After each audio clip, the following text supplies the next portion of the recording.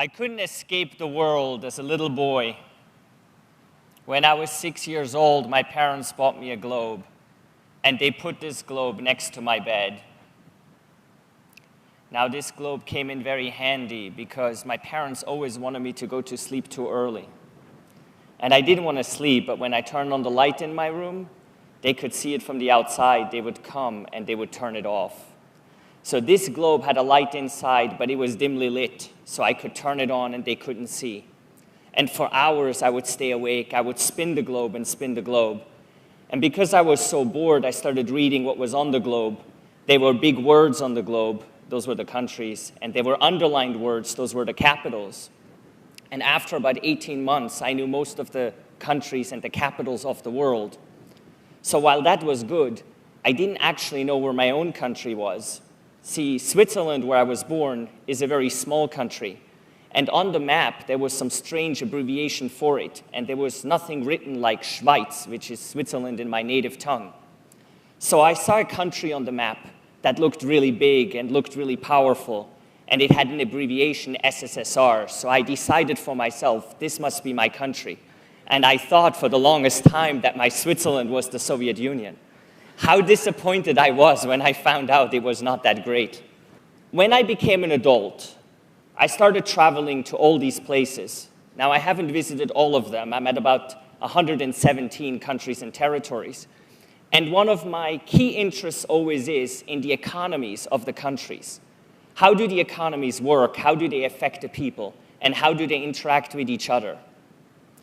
One of my most interesting economic debates I had in North Korea with my North Korean guide. When I asked my North Korean guide about the North Korean economy, he assured me it was the best economy in the world. When I asked him why, he said, you see, where you come from in the West, in Western Europe, in the United States, you have unemployed people. You have people that live on the streets, while in North Korea, everybody has a job. We have full employment. That's why North Korea is the best economy in the world. I was able to snatch this picture. In North Korea, you're not allowed to take picture of people. But I was able to take this picture of a traffic lady.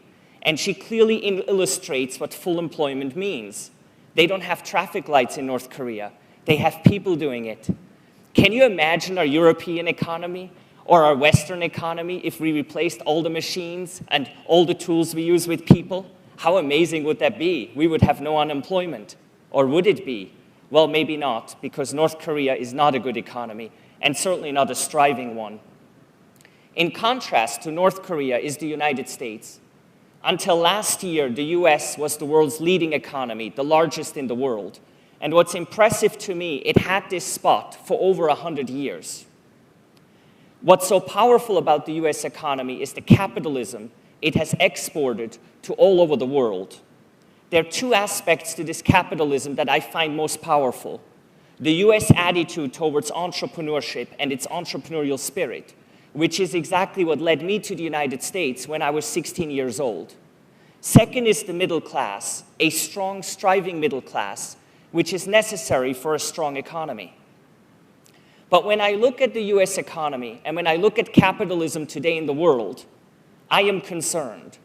I am concerned about the sustainability, and I'm concerned whether this capitalism I have enjoyed is going to stay with us because of a rising trend in income inequality. The top 1% of the world today owns 50%, and the bottom 99% owns another 50%. How does that sound to you? The bottom 99%? Doesn't sound right, does it? And it doesn't sound sustainable. And it's even less sustainable when the prediction is that the top 1% goes to 51% next year, 52% the year after, and 54% by 2019. When looking at the last 20 years, income inequality has really risen rapidly. But why is that? What happened in the last 20 years? We all got connected to the internet. Connectivity rose.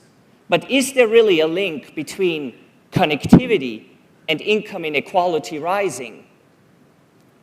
When looking at connectivity, this illustrates more than 2 billion devices being shipped this year. When I started thinking about income inequality, and when I started thinking about connectivity in 2009, more than 2 billion people were connected to the internet. Today, it is over 3 billion people. But when I first think of connectivity and internet and the world, I think of good things. We get connected, which means we get closer to each other. Information is more freely available. And when we look at changes that happen in countries, regime changes, democratic movement as a result of connectivity, that's all a very good thing. So I started thinking more about it. And I was asking myself, so is connectivity connected or not? And I found something that is highly disturbing. I found that in today's world of connectivity, we have a very strange economic phenomenon. It's a phenomenon where billions of people work, contribute content and actions for free, and very, very few reap massive economic gain. Because people work and contribute for free, I'm calling this economic phenomenon freeism. How does freeism actually work? I participated in freeism this morning. I participated last night. So have most of you, and you don't even know it. In freeism, you use the internet as you do every day. You use it for free. But while you use the internet, what actually happens is that due to your actions, economic gain is created. Now, this economic gain is large, very large. But what happens with this economic gain? It goes to very few. Now, think about it. The way I define freeism, billions of people work, contribute content and actions for free, and very, very few reap all economic gain. In a system where billions of people work for free and only very few reap all the gain, income inequality is virtually built in. Now, I'm not saying that freeism is the reason for rising income inequality, but what I am saying is it's a reason for it, a reason most of us have never thought about. In 2009, I had a vision. I had a vision of a more fair world, because when I think of freeism, what comes to my mind, it's not fair. It just isn't. It doesn't make any sense. So I thought, why not create an economy that is fair? Why not create an economy that's based on sharing? Why not create an economy where if we contribute, we actually earn a piece that that contribution creates? If value is created, we receive something from it as a return. So when I asked my friends, what do you think about an economy that's based on sharing? And then imagine when we share with the people have a choice to either cash out for themselves or to share part of what they earn with the community. So sharing becomes true sharing, and they can do greater good in the world. So when I told my friends about this concept, they had 3 reactions to me. The first reaction, wow, this sounds like a great idea. The second reaction, this is too good to be true.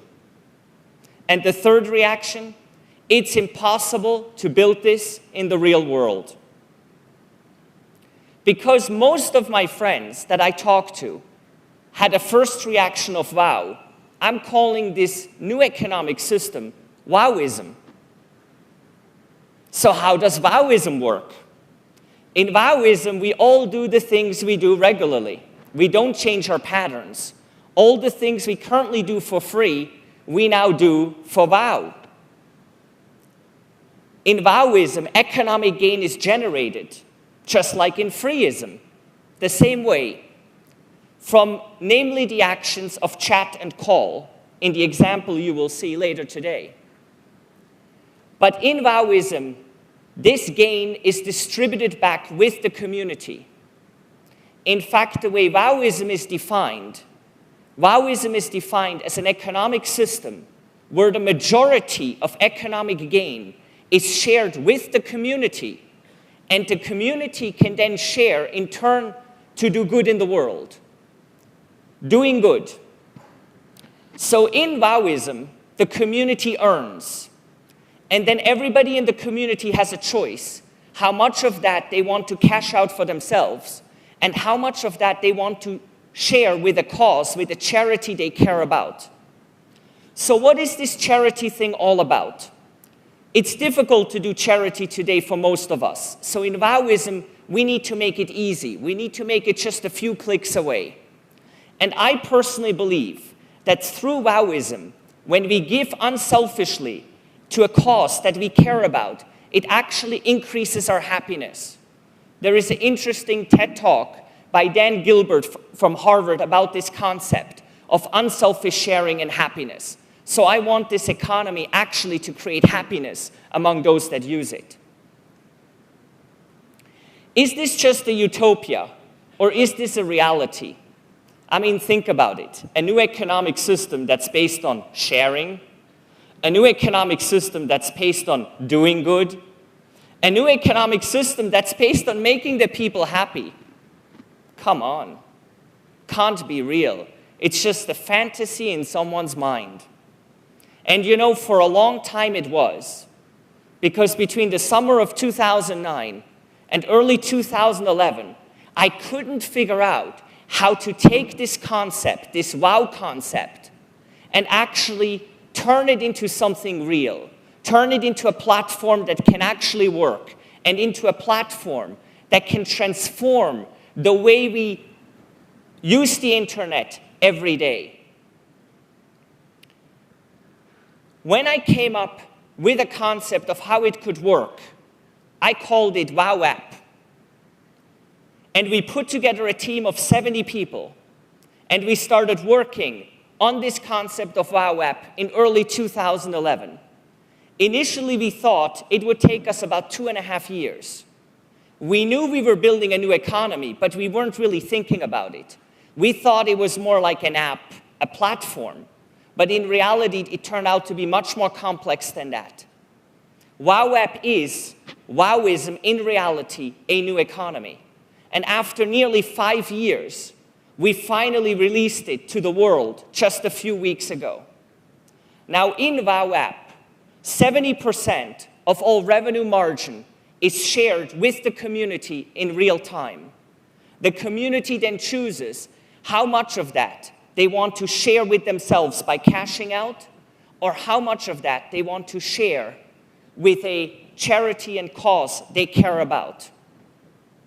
Now, it is important to mention that I don't believe Wowism and WowApp is the solution to income inequality, but I think it's a step in the right direction. So, whereas connectivity brought us freeism, it is connectivity that can set us free from it. Ladies and gentlemen, let me end my talk with the world premiere of the WowApp Manifesto.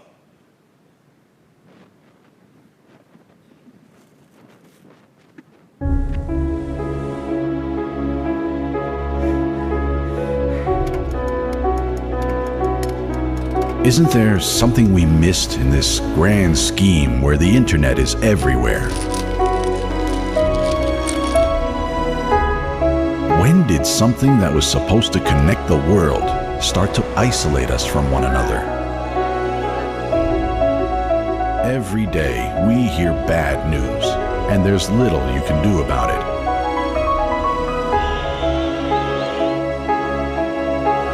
How come the more the internet lets us know, the less it makes us feel?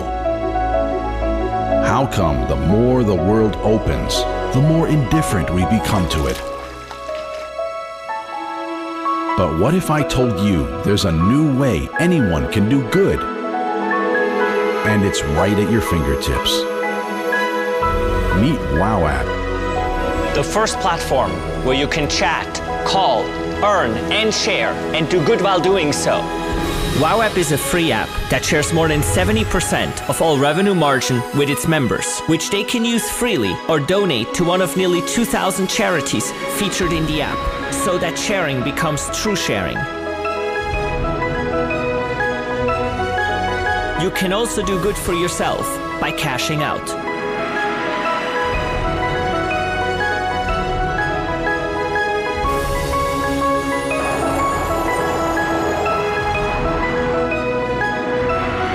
The more we come together, the more we can make the world a better place.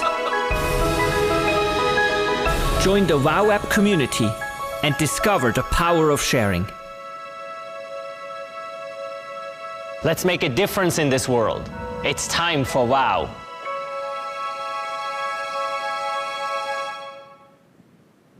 Thank you very much.